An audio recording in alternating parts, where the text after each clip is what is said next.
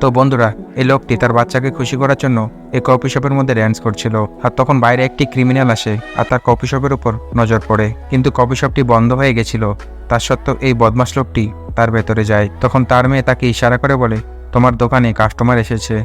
তখন সে এই লোকটিকে বলে, দোকান বন্ধ হয়ে গেছে, তুমি এখন আসতে পারো।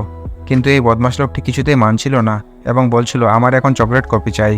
আর তখন সে বুঝতে পারে এটি একটি গুন্ডা লোক আর তার পকেটের মধ্যে বন্দুক ছিল। তখন সেই লোকটি মেয়েটিকে ধরে ফেলে এবং বন্দুক দেখিয়ে তাকে চকলেট কফি আনতে বলে। কিন্তু সে তার তহবিল থেকে অনেকগুলি টাকা নিয়ে আসে এবং তার টেবিলে রেখে দেয়। আর তার একটাই কথা, আমার এখন চকলেট কফি চাই। আর বাইরে থেকে সেই গুন্ডাগুলো তাকে দেখে এই কফি শপের মধ্যে আসে। এই টেবিলে থাকা টাকাগুলো তার পকেটের মধ্যে রেখে দেয়। তার সাথীকে বলে, মেয়েকে এবার ছেড়ে দে, এখান থেকে চলে যায়। কিন্তু এই লোকটি একটি পাগল ছিল। এদিকে কফি বানালে মেয়েটিকে সে টর্চার করছিল। তারপর সে সেই গুন্ডাদের মারতে থাকে। এরপরে কি হয় পার্ট 2 দেখার জন্য ভিডিওটি লাইক করে সাবস্ক্রাইব